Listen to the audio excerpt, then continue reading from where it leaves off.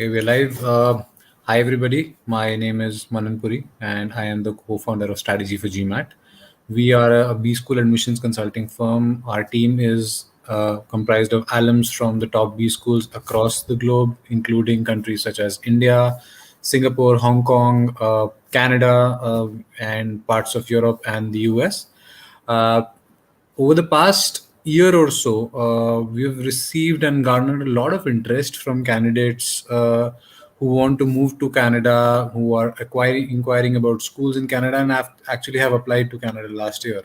One of the admissions directors of one of the schools in Canada, they basically received the record number of applications last year in the midst of COVID, and in general, Canada is a beautiful country to live in, and which Kartik can obviously cover in later. And as a country, they are focusing a lot of immigrants in the next 3 to 4 years, on an average, almost 400,000 each year. So there are friendly visa policies along with the top B schools in the country.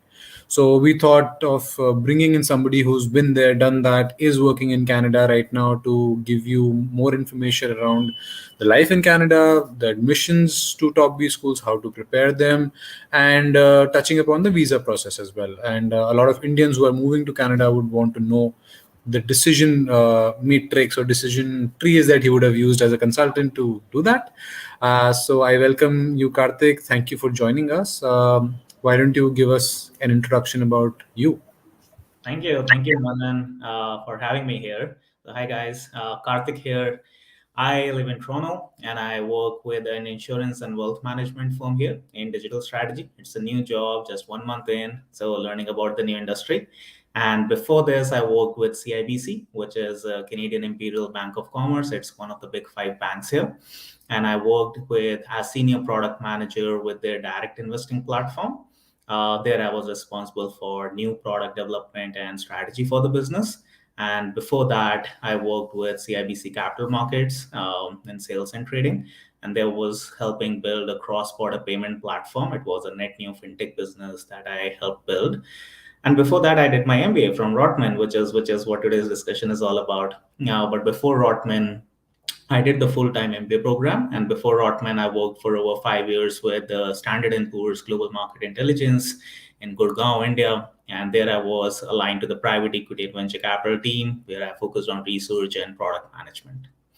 Yeah, that's like professionally, in terms of education, I studied computer science engineering first. And personally, I love investing and traveling, not so much traveling these days with everything that's happening. So more so investing, and the markets have been good. So really pumped up about it.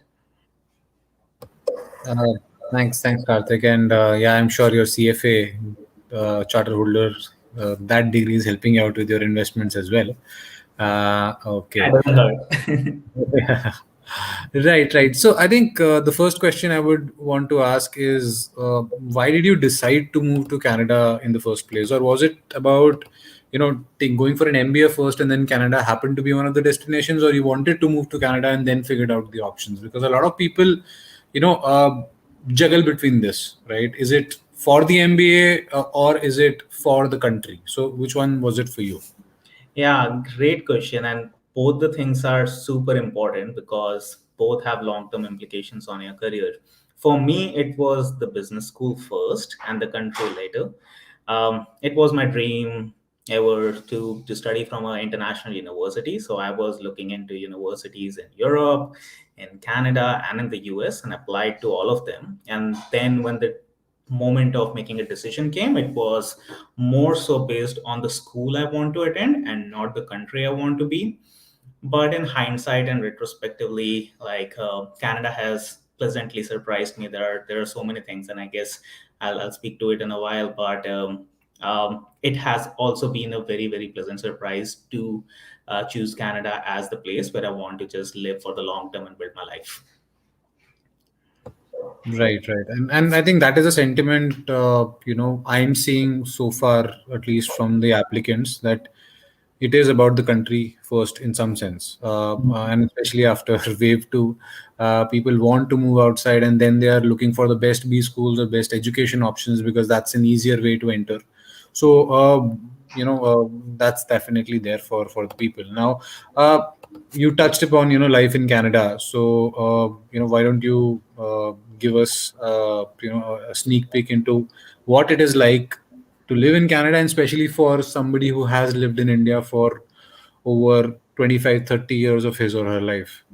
Yeah, pretty much all my life. I have been in India. Canada was the first country I immigrated to or moved outside India. Canada was the first country I traveled outside. So, Canada pros and cons. So, there is one thing is as a student, another thing is just as an immigrant or a citizen here. So, as a student, there are a couple of things which were pleasant surprises for me or spikes for me. Um, One thing, for example, the government is super supportive here. First, the immigration policies.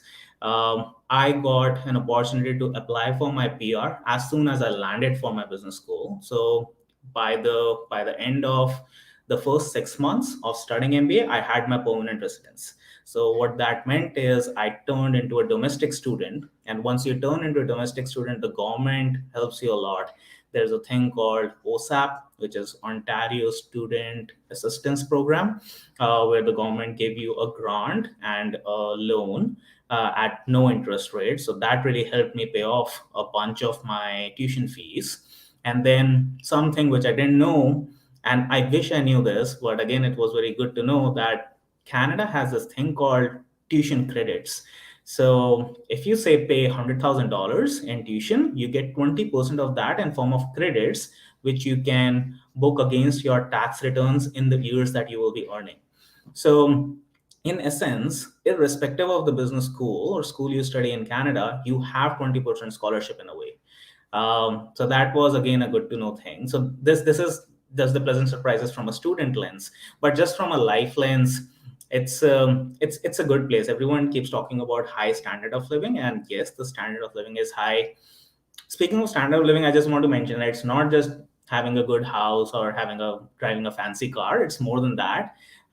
In my eyes, standard of living is crime rate super low. I'm not worried when my wife is out, even late evening or late night, if at all. The pollution, the air quality is good. The people are good. It's a country of immigrants. Everyone has either immigrated in their lifetime or their parents or grandparents immigrated at some point. So everyone is immigrant. So you don't feel like you are an outsider. You feel like everyone is going through similar sort of experiences. So overall, all of that is great. I also want to highlight what is not so great because a lot of people don't talk about it, and it's all not all roses here. And just like any other country, all countries have problems. Canada too has. Um First, everything is super expensive. Houses, grocery, your phone bill, your banking fees, everything is super expensive. So that is something to keep in mind when you move to Canada. And Toronto is even more expensive. Um, Other than that, it's expensive. And yeah, there are a bunch of other things which I want to touch base upon later as we go on.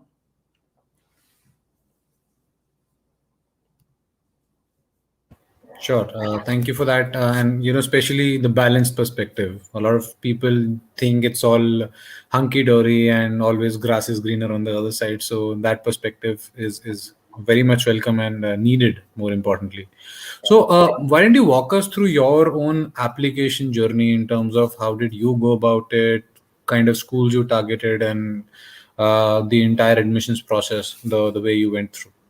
Yeah, absolutely. So, my journey, again, business school applications really force you to introspect, think through, reflect a lot.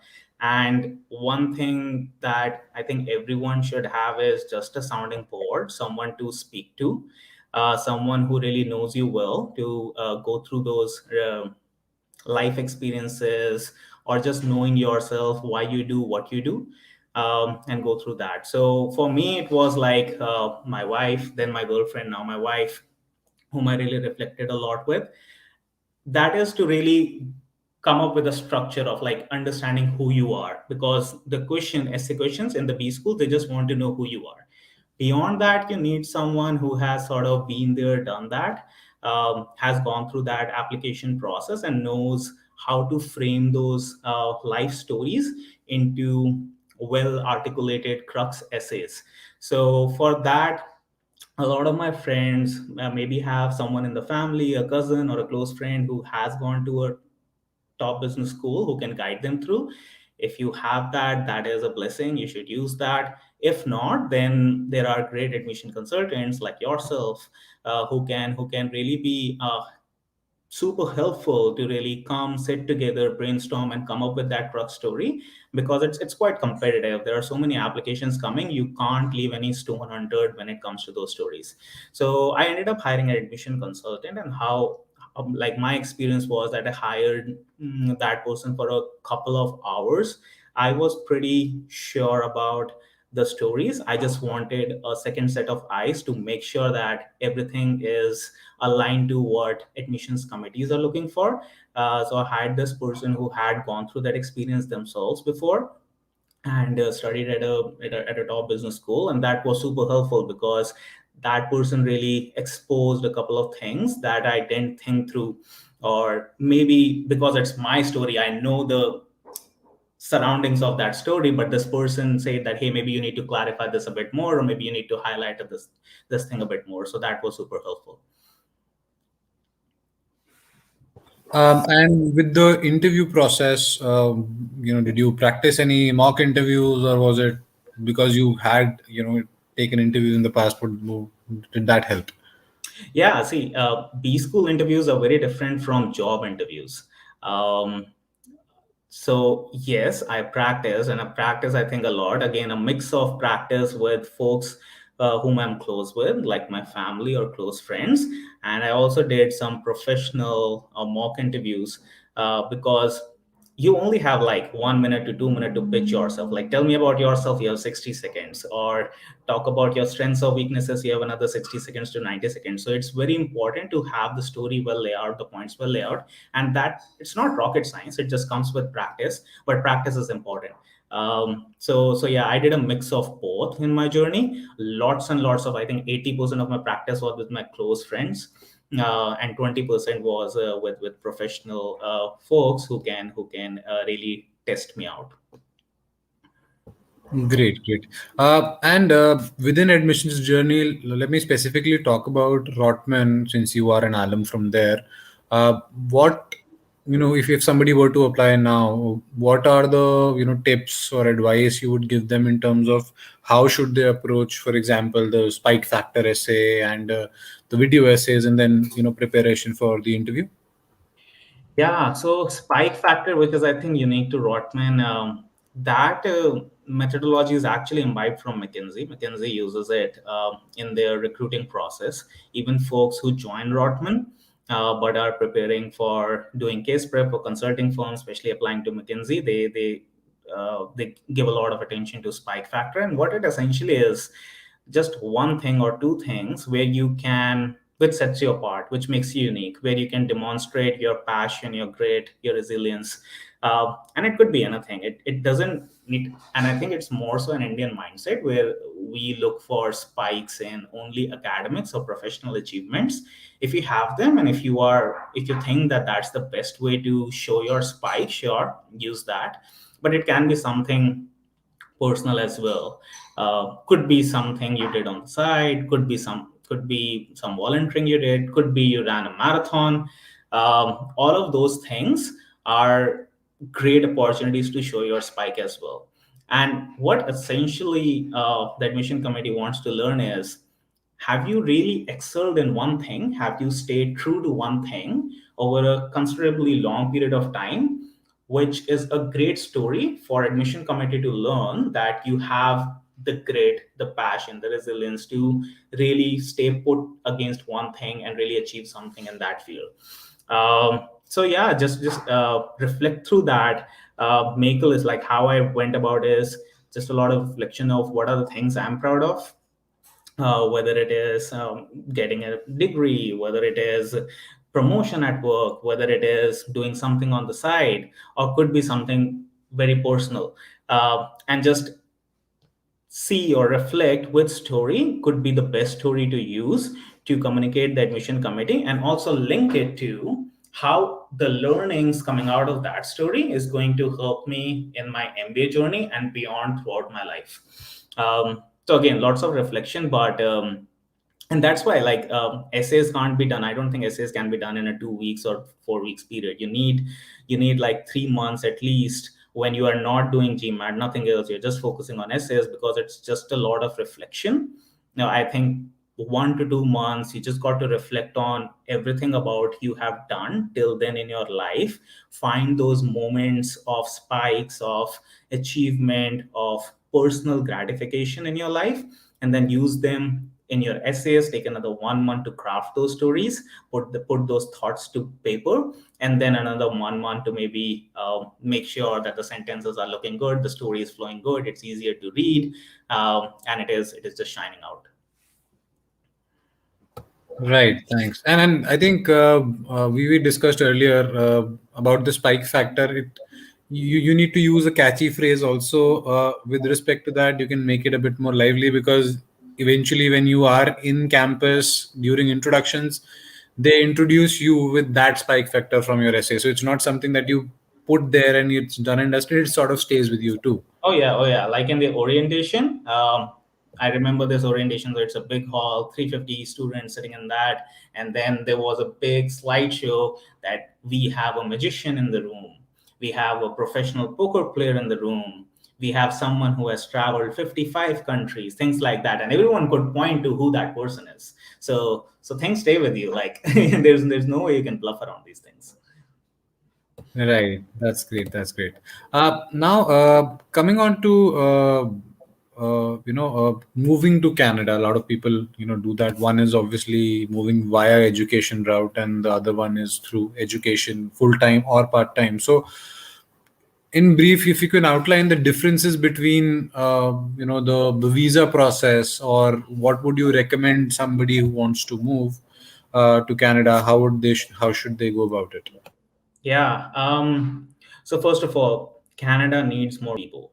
Right now, the population is around 39 million, and the vision for Canada is to have 100 million of population by the end of the century. So if you do the math, that is 60 million more people in the next 80 years or so.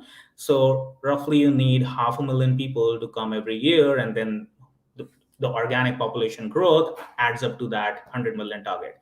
So as you mentioned before as well, the target for this year is around 400K. And it's going to be that, so 1.2 million immigration in the next 3 years. So Canada needs people, and because of that, they have made it super easy for people to immigrate. Canada uses a skill-based immigration system for their express entry. So they have identified the skills, job skills that they want in the country. Uh, when I applied, I remember I applied through, there's a knock code, which was 112, or investment analyst for me, because I had done my CF and I worked in investments. I fit into that, and I came here through the PR. Although I first applied for my student permit, landed in Canada, and when I landed, I applied for my PR. So if you have that CRS score, the cutoff changes every I think quarter or so. Then you can apply through that. If not, even if you come as a student, it's super easy, because if you have done a 2 year degree, you get a 3 year work permit here.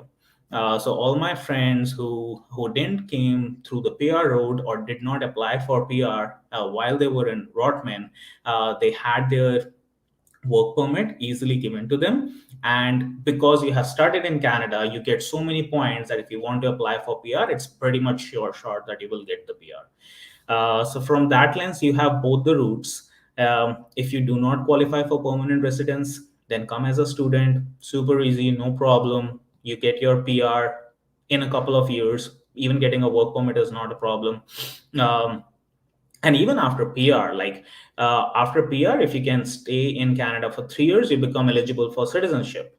Like I am eligible for citizenship now. And so is the case. So it's, if you compare it to other countries, like if I compare it to my folks in the US who are struggling with their H1B and their status, and they are never sure what their even next 3 months are going to look like. If they get fired from their job, they have just 60 days to find another job, else they have to leave the country, things like that. Like nothing like that in Canada. This country actually welcomes you and wants you to stay. So things are very smooth. That's good to know. And I have seen a lot of my ex-colleagues move to Canada from our mutual alma mater and a few others, and the both the routes are welcome. Education obviously is better if you can and want to invest in yourself, because it pays dividends later, like it is doing for you. Yeah. So that's great. Now within Canada right now, and especially in the new normal with respect to COVID, so what is the employment scene right now, and what are the trends that you see? You'll have people moving in, but are there enough opportunities? Yeah, so see, Toronto is one of the biggest financial centers in North America. I think it's the third biggest. New York, uh, Chicago, and then Toronto. So the jobs are, in terms of financial services, it's pretty solid. Other than financial services, consulting is big here, and a lot of these consulting firms are serving either financial services or the big industries like telecom or oil and gas, which has historically been a strong sector in Canada. So those jobs have always been there. And if you do a MBA from a school like a Rotman or a Schulich or a Ivy or McGill, like one of the top schools, you have access to all of these jobs. So those are great, I think. Beyond that, I think what is really picking up is the technology and startup scene here. Like when I came, there was no unicorn or just one unicorn. Well, simple here. Last one quarter has been a record year for Canada, where there are numerous big funding rounds, which have led to numerous unicorns in Canada. In Toronto region, in Waterloo region, in Vancouver region. So what this means is, whenever a company raises this much funding, next day you start seeing jobs coming for that company. Today they raise funding, even before that jobs start coming. So because of that, one thing that has come emerged in the recent months that was not there before was an opportunity to work with tech startups, whether it is in the sales, on the customer success side, or product management, those, or even technology. Like all of those roles are also coming up a lot. So that's a great thing as well. It pretty much will be, moving up north from there. So good investment opportunities. I'm sure you're seeing that in the market, along with jobs. Considering, of course, once people move there, they'll also create an ecosystem around them, and that's how things will flourish also. Yeah, So also one yeah. thing, another thing with Canada is, and although this was not a criteria for me, but just from anecdotal conversations, you come to Canada, you get your PR. In 2 to 3 years, you get eligible for citizenship. And once you get a citizenship, the US market is also open for you. Moving from Canada to the US is not the same as moving from, say, India to US. There's a different visa, uh, and it is very, very easy in comparison to getting, say, an H1B. It's a TN visa that you can get if you are a Canadian citizen. So if you look into that as well, like a lot of folks from my batch have now moved to the US and are working there. They were citizens of Canada. And I see a lot of folks who moved from countries like India who will get citizenship in a year or two. They've already started getting, they'll also move to the US. So that is also an untapped job market. Like if you are of that thought process that, hey, no, I want to work in the US, I want to work for Google in California, things like that, all of those things are also open if you can wait for a couple of years till you get your citizenship. So yeah, that's also one thing that Canada offers that I don't think a lot of other countries do. Great, great. I think that's a good enough input for people to take home and then think about. Yeah. Okay. Now let's go to the questions that people submitted earlier, and we are getting a few live right now as well. So one which came in when you were talking about your admissions journey. One was around how did you approach alums? What kind of questions you asked before you applied in terms of the possibilities of moving to Canada or moving to a particular school? Yeah, so what you need to learn from alums is what their journey was and just some specific experiences. I can probably give you example. So you go to a Rotman website, you know that there is creative destruction lab, CDL. You know there is self development lab, SDL. You know there is leadership development lab. Like all are those things that Rotman offers and is proud of, and just adds up to make your MBA experience. Now there is a limited amount of knowledge you can gather on the website.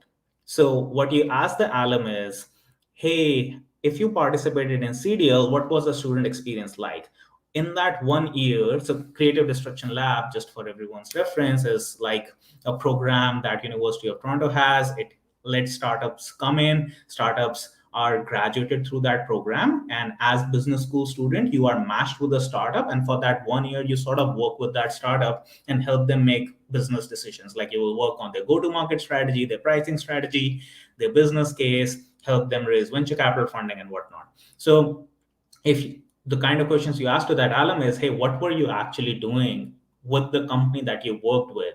And those stories can help you two ways. One, help you really introspect if this is exactly what I want to do, and two, bring up those insights into your essays as well, and that will make your essay a lot more meaty, because you are not just saying that, hey, I want to come to Rotman to participate in CDL.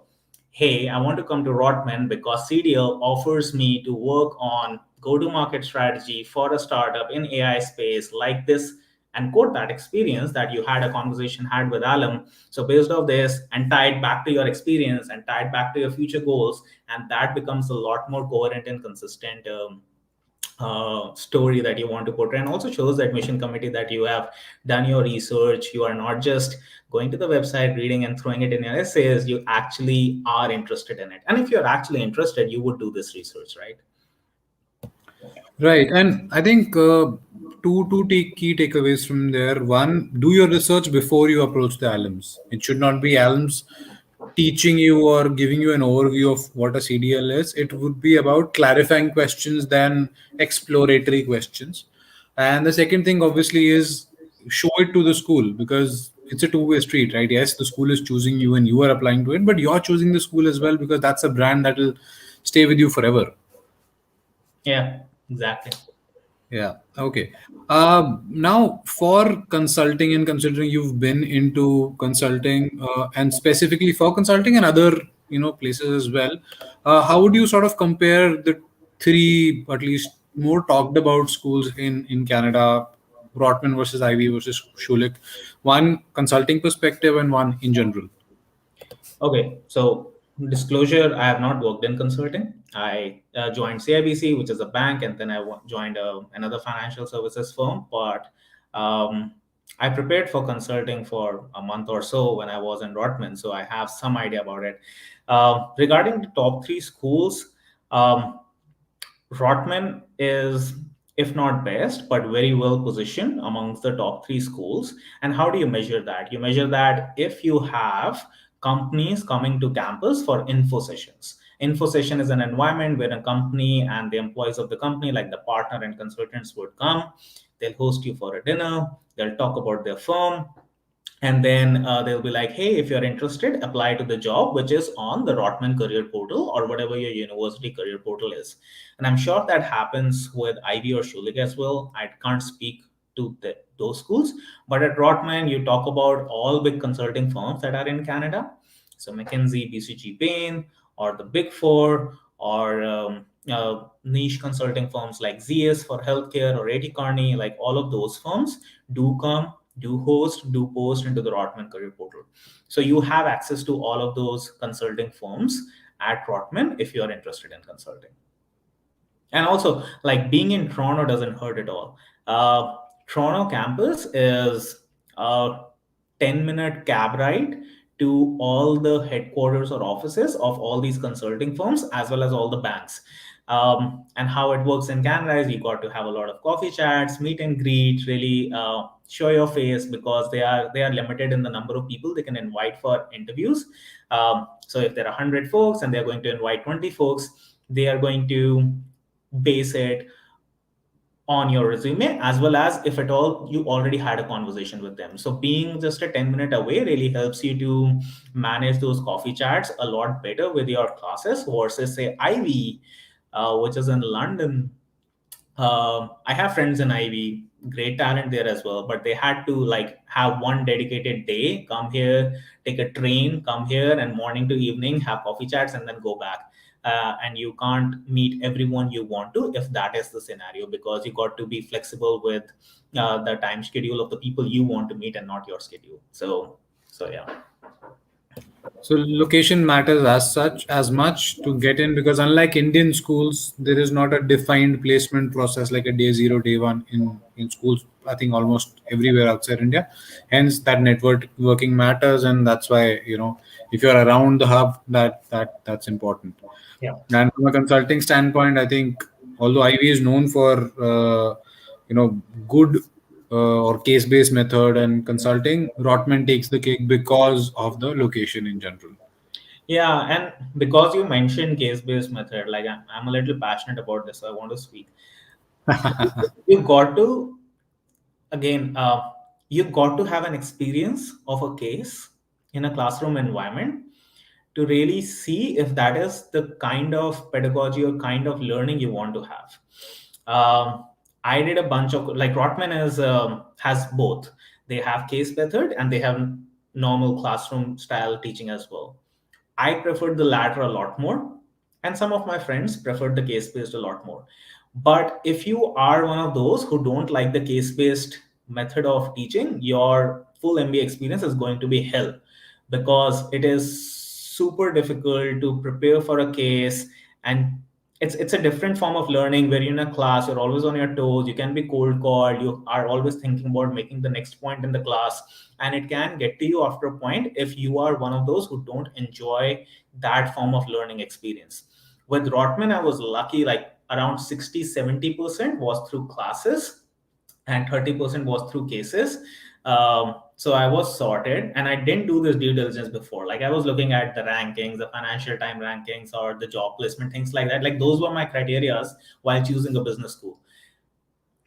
But I wish I knew this thing as well, because if, for example, in IB it is case based, you got please make sure that case based is a method you are fine with. Otherwise, your whole MBA experience would be very different than what you imagine it to be.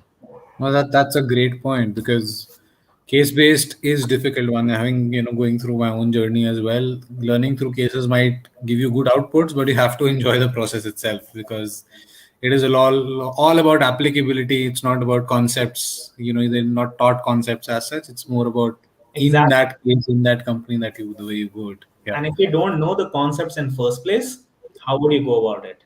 Like yeah. you have to learn all the concepts in your own time. Right. Great, great, great. Okay. One thing that people are asking, and a couple of people have asked, is age a criteria for admissions, and especially at Rotman and a few other schools? If you are, say, 30 plus, by the time you graduate, you'll be 32, 33. Are there enough employment opportunities post that? Age is not a criteria for admission into the business school. They are not looking at your age.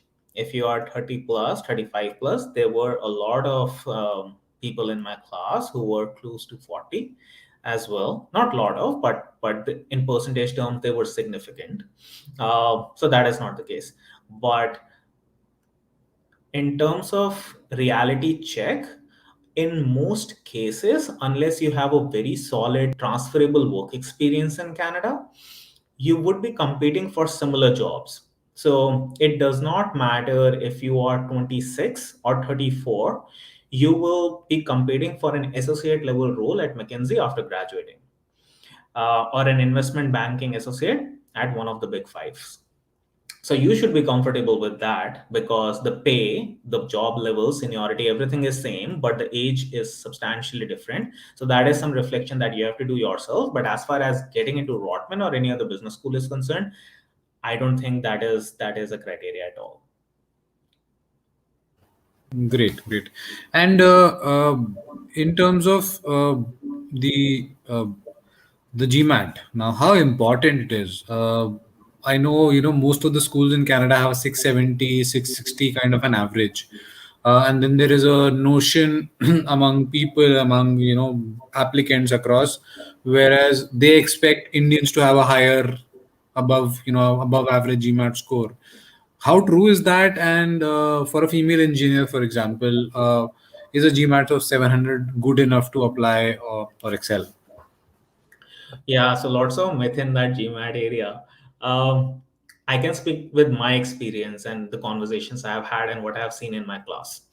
Um, GMAT score is important. First of all, blanket statement: GMAT score is very important. Um, GMAT score requirement for Indians is more than that the average. So don't be fooled by the averages. If the average is 670, at least notch it up by 30 points. That is what the average would be. Now, the reason for that, so Rotman wants to have a diverse cohort. We have a class of say 300. They would cap the Indian community to, let's say, 20%. Now, all these are hypothetical numbers. I'm just making them up as I go. So if they cap it to 20%, that is 60 people. So 60 people is the maximum they can admit from India. So you are not benchmarked against the average score of the school or the average scores coming from Brazil or Africa or the US. You are competing against the average scores coming from India. And generally, the GMAT scores in India, because of our curriculum, so quant based, mathematics based, people score higher in India. So that's why you are competing with your Indian cohort or folks who are applying from India for your GMAT.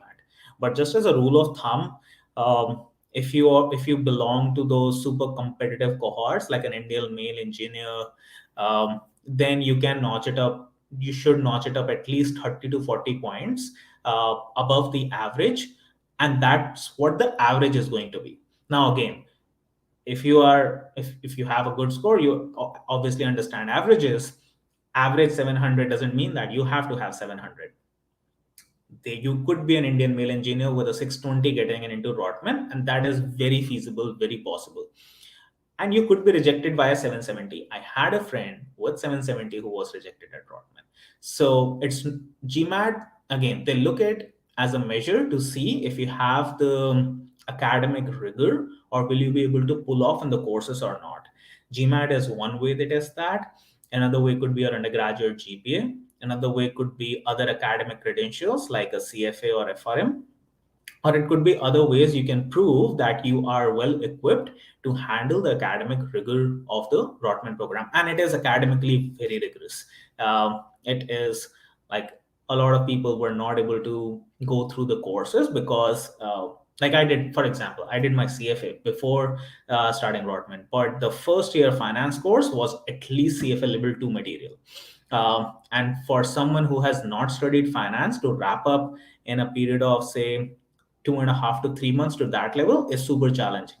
So that's why they make sure that you will be able to pass the course, if not excel in the course. So yeah, I hope I answered that, but yeah, it's super important. Yeah, it's important, and but at the same time, not the only criteria. You have to have a good application and finally a good interview to back it up. Exactly. Great. Now, in terms of scholarships, in a similar light, how do you? Of course, there are essays and all that, but what kind of things that the school looks at for scholarships? Is it just the GMAT score, just the application, or how what are your goals, for example? So, is it goal based too? The scholarships? Um, I don't know a lot about what happens in that room in which they are making scholarship decisions. But I can just reflect upon my cohort and the folks who got great scholarships and what are the themes I can see across them. Um, Unique backgrounds and unique aspirations and well laid out plan of how Rotman fits into that journey of enabling that vision is definitely one of the criteria they look at, because they have created this product MBA and they want to serve to clients who will derive the maximum value out of it, right? So that is important.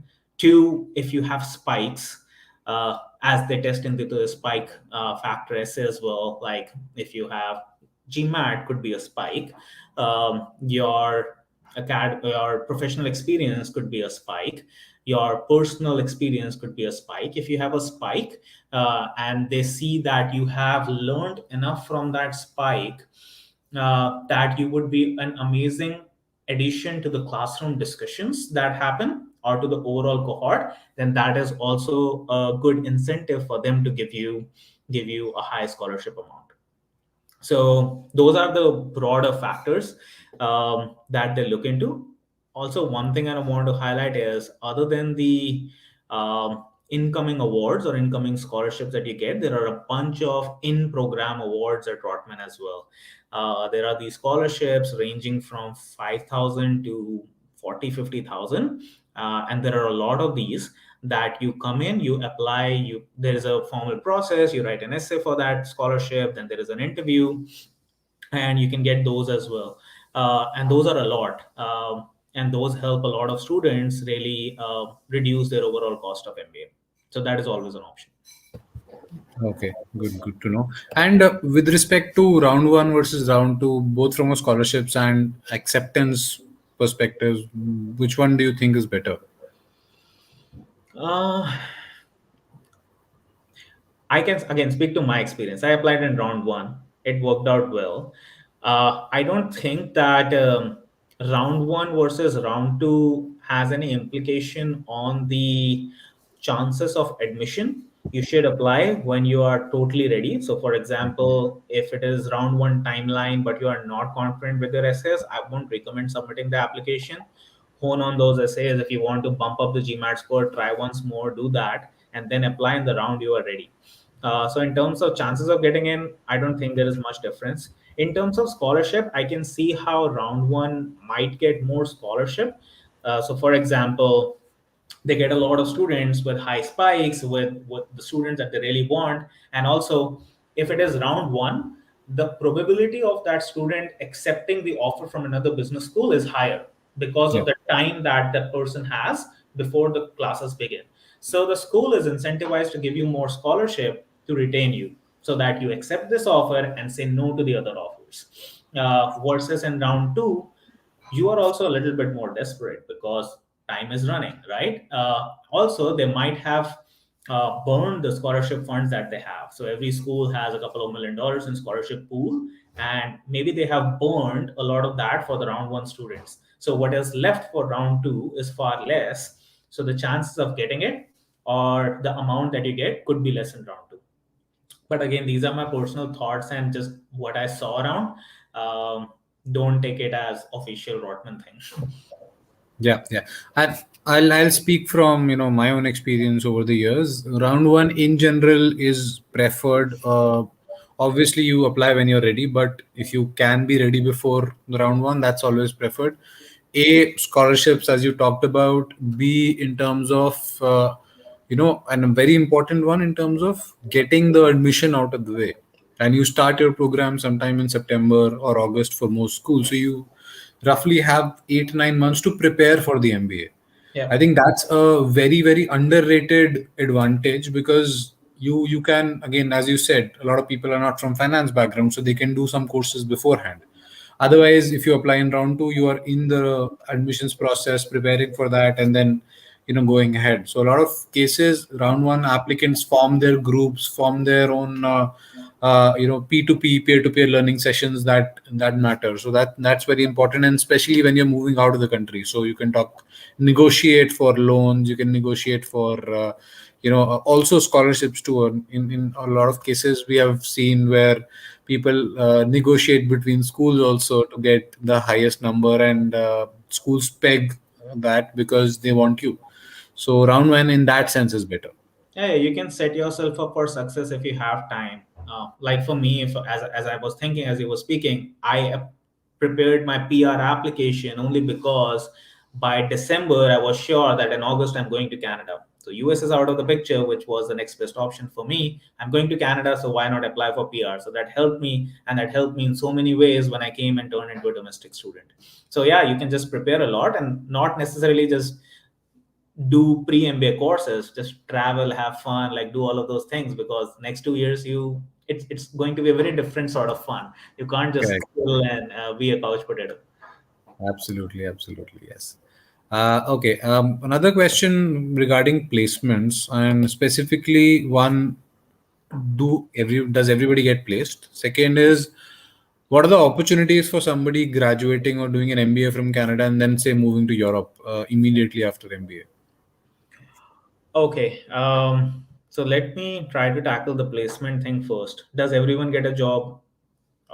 Eventually, yes, but not necessarily by the end of the MBA program. And I say eventually, yes, because folks are not, especially international students, are not forced to get out of the country if they are not able to find a job. You can just stay in the country and look for a job. So eventually, you will get a job. But by the time the MBA ends, I see, again, you should not go for stats. I don't know the numbers, but let's say it is 60%, right? If 60% of the class is placed by the end of the program, that doesn't mean that 40% did not get the job. A lot of them probably want to do entrepreneurship, probably don't want to do a job. When you don't have this immigration time bomb ticking in, people want to take a break to travel because MBA is very extensive. You want to travel for 3 months and then start to look for a job. Like there are other reasons as well why those numbers are not as high as the numbers you see in Indian B schools. But overall, just a blanket statement. Everyone who was who had a good work ethic, everyone who was passionate about business and knew what they want, were able to find a job in around 3 months after graduating. Everyone I know was able to find a job. There could be exceptions, but those exceptions should not feed into your decision making process. So yeah, moving on to the second question regarding moving to Europe. Um, so I am not very well aware about this, but I know that Canada being a Commonwealth country, there are certain criterias here, but you can go and work in other Commonwealth countries for 2 years in a program that the Canada government has with other countries. And these countries are Australia, these countries are UK, some countries in Europe as well. So if you, but that is more so if you are a citizen of Canada. So not for international students, which I think most of the people in the audience are. But if you're a citizen, then you have those 2 years that you can go and work in those countries, and it is pretty smooth process in terms of work visas and all. But broadly, 90% of the class works, or I would say 75 to 80% of the class would work in Toronto after graduating. A few would go to the US, a few would go to other cities in Canada like Vancouver or Ottawa, and a few small percentage would go to other parts of the world. Like few people might go back to India, few people might go to Europe or other places as well. Yeah. And touching, you touched upon the visa and employment aspect. Let me bring another perspective. It's about, you're cashing in your brand, or your MBA brand for the next, say, 5 years. You'll be able to do that better in Canada because largely these schools are regional. Yeah. Rotman or Ivy or Schulich might not have as big a brand in, say, a London, or for that matter, in Germany. So if you want to move to Europe and stay in Europe, then it's better to do an MBA from a school there. Yeah.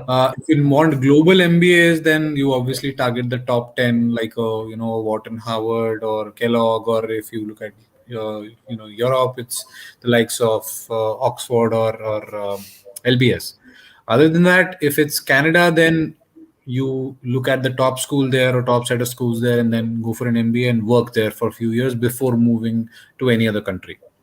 Yeah, and from just adding to that, just from practical experience, and so I was the one who was like really following the Financial Times rankings, and I looked at Rotman and IB, and I looked at, hey, maybe these are schools in 60s and 80s, not that great, and other schools that I was considering were much higher in the rankings, so maybe them. But for all practical reasons, it doesn't matter because you will most likely end up working in the around the geographic area where you study. So if you plan to work in Toronto, Rotman is actually way better than Howard because there are structured programs. All big firms are coming to Rotman, all big firms are hiring from Rotman, and you're building your network for those 2 years while you're studying at Rotman in the Toronto area. Um, all major like executives of the big five banks would be an alumni of Rotman, Schulich, Ivy, like these kind of schools. So you are much more. It's much more likely for you to get a job in that regional area. Rankings don't matter if you don't plan to do your MBA in one continent and then move to another continent. If you want to do that, yes, you want a brand that is globally recognizable, but who does that? Like less than 5% of the people do that. 95% of the people end up working in the same country they study. And if that's the case, you should not care. True. I think that's a great point. Just a follow-up question from the previous one, where you mentioned that the higher work experience folks, or maybe the freshers or relatively lower at work experience folks, are hired as associates at consulting firms and maybe IBs as well. So, but is there a difference in salary, or you start at the same salary, but your trajectory later on is different? No, I think it's the same salary and the trajectory is pretty same. Not Okay. much difference that I've seen. Okay. Okay. So essentially, you either come in with a skill, or you basically start from scratch, or at Yeah, least. so speaking, so this is one of the problems that I defer to in the beginning with Canada. Here, the problem is that they give a lot of value to Canadian experience and not so much to international experience. So although you have worked, let's say, in investment banking in India, and we know that the deal structuring, everything is as rigorous as any other big financial center in Mumbai, for example. But all of that experience is sort of discounted. They want to see Canadian experience. So you have worked as, say, a vice president with Nomura in Mumbai in investment banking versus you have worked, say, an associate in investment banking in one of the big five banks. They would relate a lot more to the latter because they know of that. So that is one of the problems here.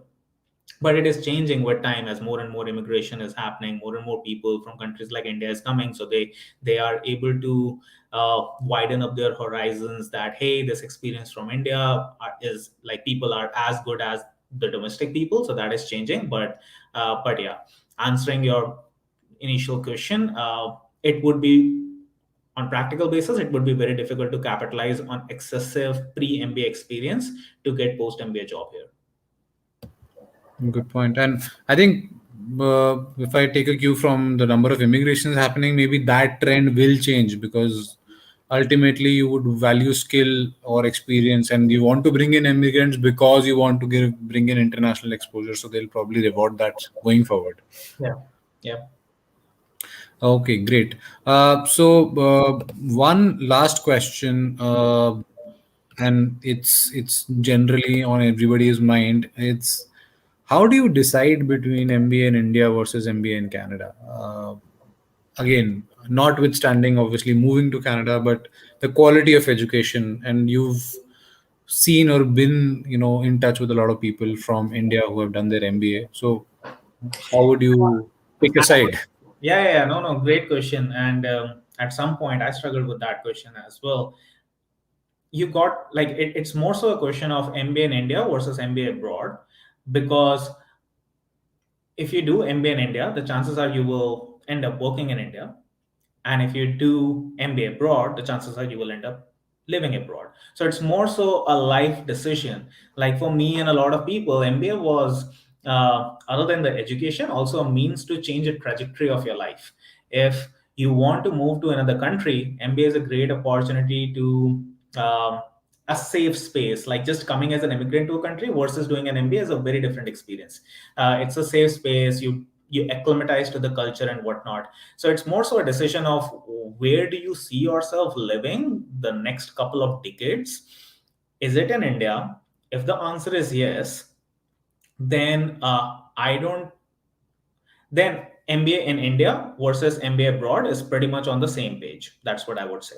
But if you are sure that you want to go live in another country or hop around different countries, then MBA in Canada or MBA in another country makes a lot more sense because that catalyzes that move. Yeah, and it's also some other things like, for example, if you want to hop around different countries through your career, you might want to change your passport because uh, With Indian passport, visas are difficult. So a lot of people think of it this way, that I want to move to Canada so that I can get Canadian passport. That is the easiest international passport to get, and then move around other countries. So there are a bunch of other factors that to consider here. Salary is another thing. The pay that you get from business schools in India versus the pay you get in business schools from other countries. And if you're doing a top business school, irrespective of the country, the pay is going to be really good. But it's all about what's your long term looks like. Like if your long term looks like 10 years, you want to move to India, for example, you have a family situation, you want to move to India, might make sense to go and work in the US, earn in USD, and convert that pot of USD to INR. You will have a lot bigger pot in that case. So these are some of the criteria that you can think through when you're deciding MBA in India versus abroad. But more so, it's where you want to live and what you're looking out from your MBA experience. MBA from abroad, it's very different in the sense that it's a very international community. The kind of things you do, for example, coffee chats, for example, folks in India won't do a lot of coffee chats. Like you could speak to that experience, and we can have this conversation between you and me because you have done from ISB, I've done from Rotman. Here at Rotman, a lot of focus was on go out, present yourself to people, to strangers who you not know, impress them, and have them invite you for the interview. Go on that interview. And that process, although is very difficult for someone who has not done that before, but helps you learn a lot more. There's a lot of focus on case comms. I'm not sure how much focus is in ISB or the IMs or other, but here there's a lot of focus on case comms. I traveled to Cayman Islands and I traveled to Barcelona to participate in different case competitions outside Canada while I was studying. And there were a bunch of competitions while in Rotman as well. So if you just compare what you will learn and how you will learn, that is very different in MBA in India versus MBA in Canada. So you got to see what you relate to more. Okay, no, that's great.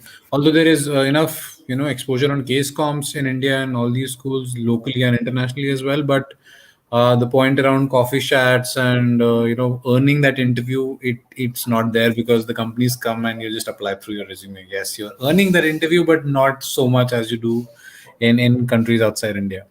Okay, so I think we are almost at the top of the hour. So, any closing remarks, Karthik, for our audience and who are probably thinking of embarking their journey towards Canada, either through employment or through MBA?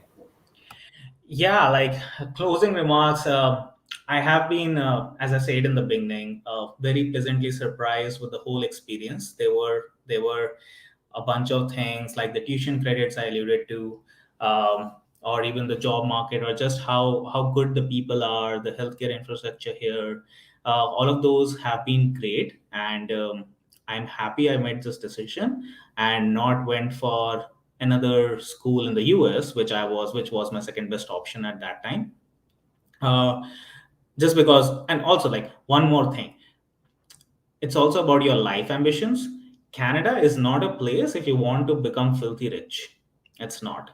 The taxes here kill you, or not let you become very rich. Also, the salaries are not as high as the US. So if the goal in life is to become super rich, maybe US is the place. I don't think there is any other country in the world other than the US for that. But if your goal is live a high quality, stable, peaceful life, then Canada beats US hands down. So it's more so just deciding what are your personal values, what are you looking for in life, and nothing is wrong or right in this. You want to make money, go to the US. You want a better life, move to Canada. I think, yeah, that's an apt closing statement. Yeah, it's about whatever you want, right? Hustle more and earn more, or still hustle and have a peaceful life. Thanks, Karthik, for taking out time. I think it was a very good discussion, and thank you to the audience for all these interesting questions through the registrations as well as this. In case you're needing help in terms of your B school applications to Canada, then reach out to us. We will help, and I'm sure. And in case you need anything more from Karthik, I'm sure you can reach out to him via LinkedIn, and he shall be happy to answer any questions. So thank you, and have a good rest of the weekend. Uh, all the best, and stay safe. Thank you. Thank you so much, everyone. Thank you, Manan. This was great. Thanks, Karthik. Bye.